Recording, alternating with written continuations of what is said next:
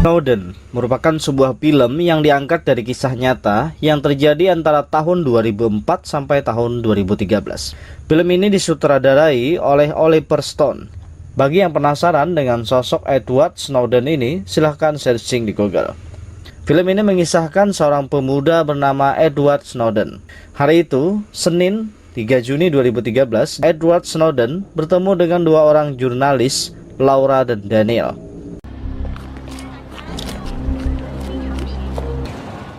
This way. Lanjut, Snowden membawa Laura dan Daniel ke apartemennya.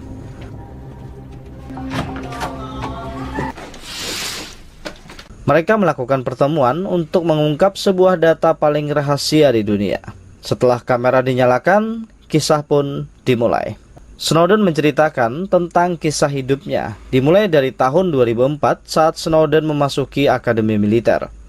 Dia mengikuti pelatihan seperti yang lainnya, tapi ada yang berbeda dari diri Snowden. Fisiknya tak sekuat orang lain.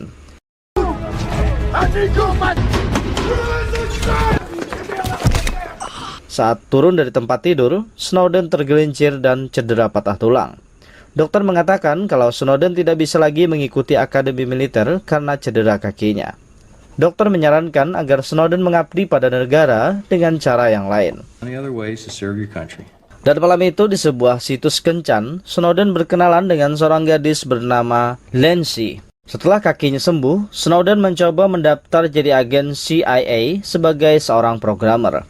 Setelah banyak macam pertanyaan dan tes dari Tuan Corbin, Snowden terpilih menjadi salah satu dari 12 orang yang akan menjalani pendidikan di Akademi The Hill. Menerima instruksi, Snowden menuju Virginia, tempat Akademi The Hill CIA.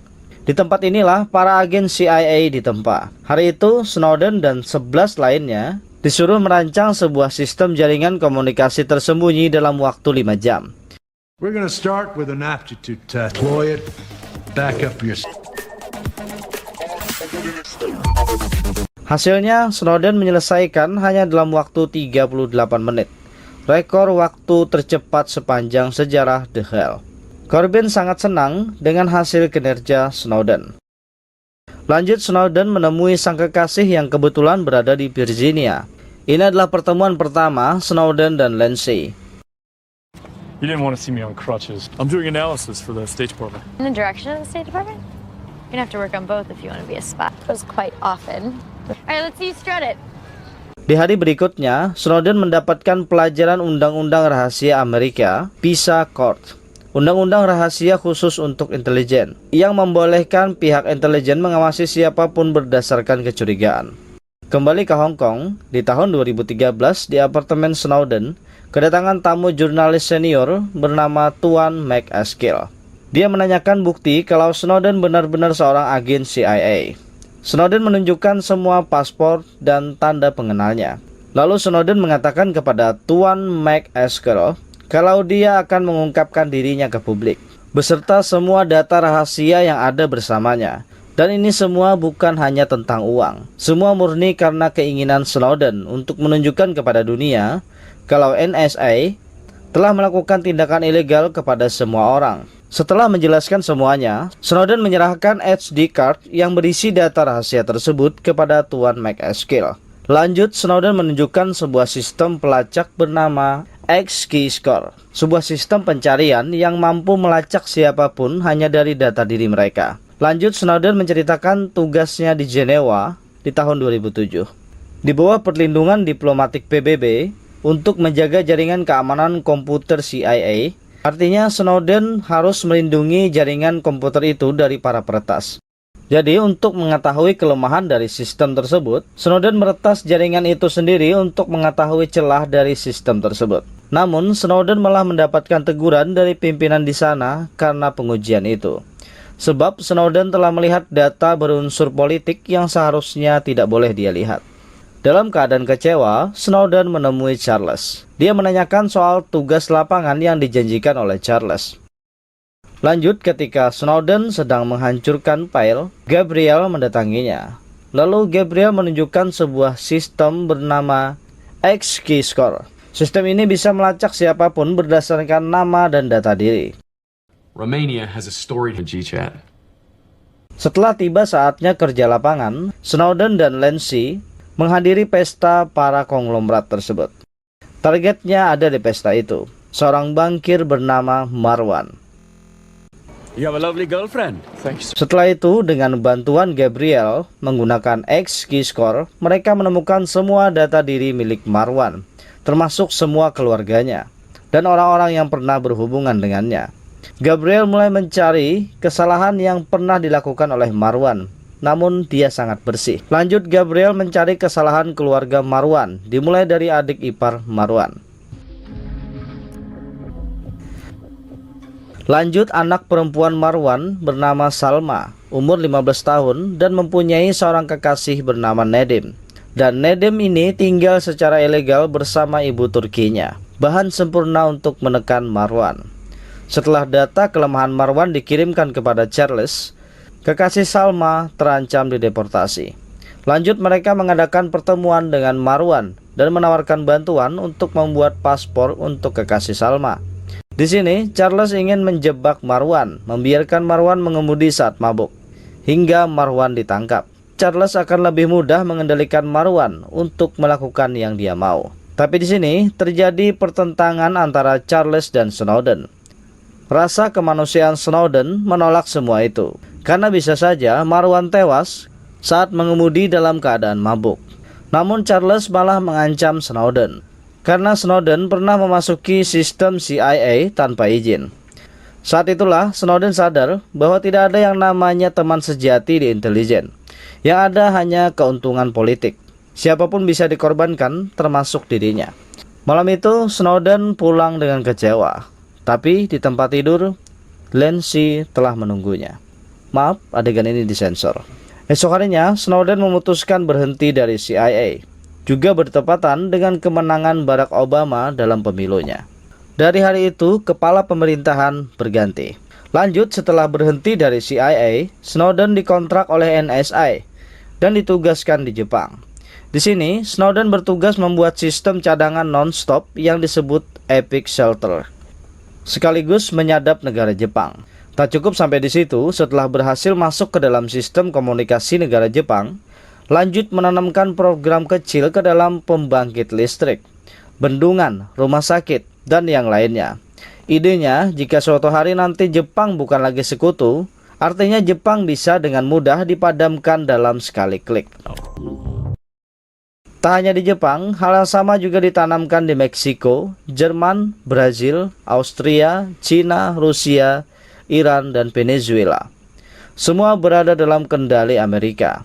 Tak sampai di situ, kali ini masuk ke ranah bisnis, juga ditanamkan hal yang sama, sehingga bisa memantau keuangan, skandal wanita para pejabat negara, juga suap menyuap. Jadi semua pejabat pemerintah negara lain dipantau total. Setiap skandal yang ditemukan akan digunakan saat melakukan negosiasi, sehingga pihak Amerika tidak pernah mendapatkan penolakan. Semua negosiasi selalu berjalan mulus. Jadi sebenarnya yang dilakukan intelijen bukanlah tentang terorisme. Semua dilakukan hanya untuk menguasai juga mengendalikan ekonomi dan sosial. Isu terorisme hanya sebuah topeng belaka. Lanjut, saat Snowden di NSA, dia ditugaskan memantau jaringan terorisme berdasarkan dari kontak nomor telepon dan email para korban. Setelah berhasil melacak satu orang, maka sistem mendapatkan semua data orang yang pernah terhubung dengan orang tersebut. Bayangkan dengan 40 kontak saja, sudah mendapatkan 2,5 juta data lengkap orang-orang. Sekaligus bisa memantau, melacak, dan menyadap. Sungguh mengerikan. Bayangkan jika sudah bisa melacak ratusan juta orang. Artinya penduduk bumi yang hidupnya bersentuhan dengan teknologi telah dipantau oleh Amerika. Setelah itu Snowden berhenti total. Dia hanya ingin hidup tenang bersama Lindsay. There's a large part of you that just... Why can't my official title would... Namun suatu hari Snowden menemukan sesuatu yang tidak bisa diabaikan. Ada 3 pejabat tinggi NSA, Bill Binney, Ed Loomis, dan Craig Webby. Mereka bertiga mengajukan keluhan tentang penyalahgunaan kekuasaan karena telah mengawasi hidup orang-orang. Jadi yang dilakukan mereka hanya melakukan keluhan saja. Alhasil, FBI mendobrak rumah mereka bertiga dan menangkap semua orang. Lalu ada juga Thomas Drake, mencoba mengubah sistem dari dalam. Namun ketika dia gagal, Thomas mendatangi pers. Thomas malah dituduh sebagai spionage yang mengancam kedaulatan negara. Setelah itu, Snowden seperti terpanggil untuk melakukan sesuatu untuk melawan penyalahgunaan kekuasaan tersebut. Jadi, Snowden kembali menemui Corbyn, meminta kembali pekerjaan di NSA. Corbyn menyetujuinya. Kali ini Snowden ditugaskan di Hawaii. Yeah, I had a few questions I wanted to ask. Setelah sampai di rumah, Snowden memberitahu Lindsay tentang tugas barunya di Hawaii. Namun Lindsay menolaknya. Snowden mengatakan kepada Lindsay, kalau kamu tidak ingin pindah, maka kita akan tetap di sini. Akan kutolak pekerjaan di Hawaii. Namun ketika Snowden ingin menyiapkan makanan, penyakit epilepsinya kambuh.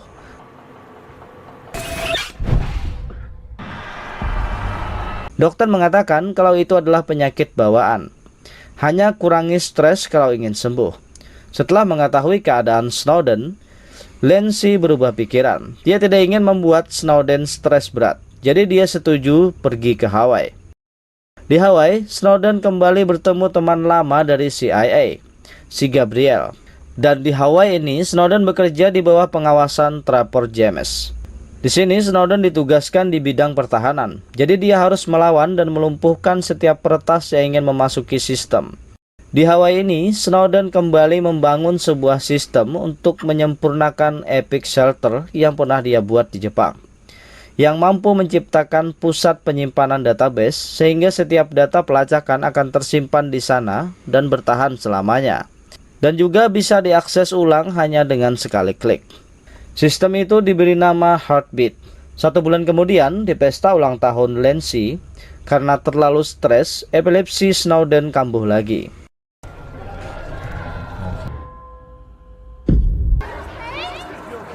Setelah Snowden sadar, dia dipanggil oleh Corbyn. Mereka berbicara lewat video call.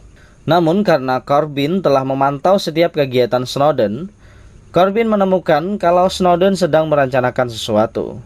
Jadi dia menekan Snowden dengan tuduhan mengakses data tanpa izin, agar Snowden mengakui semuanya. Namun Snowden tetap bersikukuh bahwa dia tidak merencanakan apapun. Karena Corbyn tidak menemukan bukti dan tidak tahu isi kepala Snowden, Corbyn tidak bisa melakukan apa-apa. Dia hanya bisa membiarkan Snowden. Setelah pulang ke rumah, Snowden segera menjelaskan situasinya kepada Lindsay. Kalau selama ini mereka berdua telah dipantau oleh Corbyn.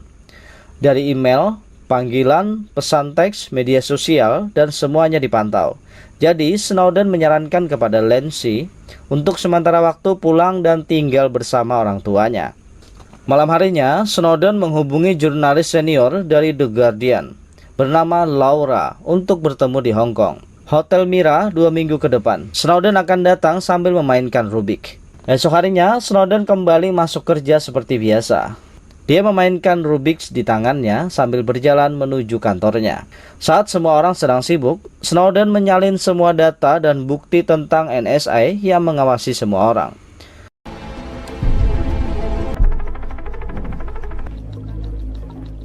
Namun di saat penyalinan selesai, Snowden dengan tidak sengaja menjatuhkan SD card-nya. Namun Patrick menyelamatkan Snowden. Dia menginjak SD card itu hingga Trapper tidak bisa melihatnya. Setelah Trapper pergi, Snowden mengambil SD card itu dan berterima kasih kepada Patrick menggunakan bahasa isyarat. Setelah itu, Snowden memasukkan SD card-nya ke dalam Rubik's dan pergi meninggalkan pangkalan itu. Untuk lepas dari pemeriksaan, Snowden melakukan trik paling sederhana. Sesaat sebelum memasuki ruang periksa, dia melemparkan Rubik's itu ke tangan petugas. Alhasil petugas hanya mengambil Rubik itu dan memainkannya tanpa curiga. Setelah pemeriksaan selesai, petugas kembali menyerahkan Rubik's itu ke tangan Snowden. Sekarang data paling rahasia ada di tangan Snowden untuk diserahkan kepada Laura. Dan terjadilah pertemuan antara Snowden dan Laura di Hong Kong di Hotel Mira. Seperti pertemuan yang terjadi di awal video ini. Pada hari itu, Rabu 5 Juni 2013, data rahasia NSA telah dipublikasikan oleh The Guardian. Seluruh dunia gempar dengan pengakuan Snowden. beserta semua bukti lengkap yang diberikan Snowden kepada media. Sekarang semua orang tahu kalau kehidupan mereka selalu dipantau oleh pemerintah Amerika. Dan pihak pemerintah mengatakan kalau itu semua dilakukan untuk membuat keseimbangan dan menjaga keamanan negara dari penyalahgunaan yang berbahaya. Selanjutnya, Snowden meninggalkan Hong Kong dengan bantuan Thibault.